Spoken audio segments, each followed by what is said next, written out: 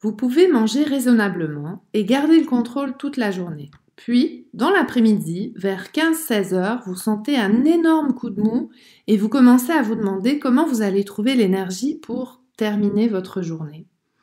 Vous vous dites, il faudrait bien un petit remontant. Vous avez envie de pain, de gâteau, de chocolat ou de sucreries et de rien d'autre. Votre niveau d'énergie joue aux montagnes russes. Imaginez un instant comment ce serait si vous pouviez passer le cap des 16-17 heures sans cette culpabilité qui vous ronge d'avoir tout saboté avec ces grignotages intempestifs. Tellement fier de vous parce que vous avez pris un goûter santé, en cohérence avec votre désir de vous débarrasser des kilos accumulés ces derniers temps. Et votre corps vous remercie. La solution, elle n'est pas si compliquée. Premièrement, si votre dépendance aux sucreries est purement physique, c'est assez simple de la faire disparaître. Il suffit dans un premier temps d'arrêter d'en manger tous les jours pendant un certain temps. Vous arrêterez petit à petit d'en avoir envie. Ou alors, vous pouvez casser votre rythme, choisissez un jour ou deux par semaine, où vous pouvez prendre un dessert par exemple. Puis n'oubliez pas, persistez. C'est comme toutes les autres addictions. Si le monstre n'est pas nourri, il finira par mourir. Deuxièmement, vérifiez si vous cherchez à enfuir vos émotions en mangeant. Si oui, je vous conseille de regarder les vidéos du challenge 7 jours vers une nouvelle relation avec le sucre sur la chaîne YouTube, le Facebook ou l'Instagram de NutriPhase. Vous y trouverez plein d'astuces pour gérer votre addiction, puis vous comprendrez qu'en fait, vous cherchez un shoot d'hormones du bonheur. Je vais vous expliquer comment stimuler la production des hormones du bonheur comme l'endorphine, l'ocytocine, la dopamine et la sérotonine. Voici quelques conseils infaillibles pour booster de manière naturelle votre endorphine, l'hormone du plaisir. Rire avec ses amis, faire du sport, écouter de la musique, ou alors manger un carré de chocolat noir de temps en temps, puis abuser des épices, surtout le piment.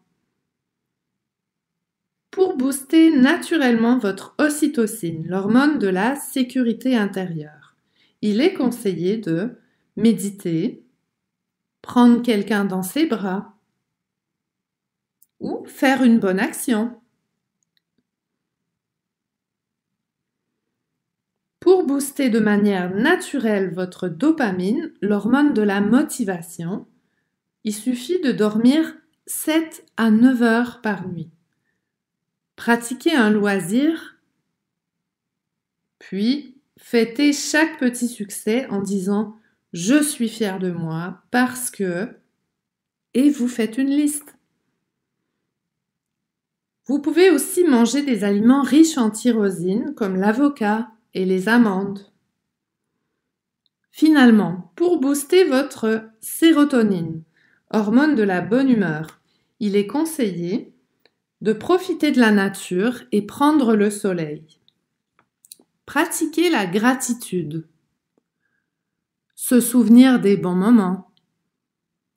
Puis, vous pouvez aussi essayer de manger des aliments riches en tryptophane comme la banane et les légumes secs.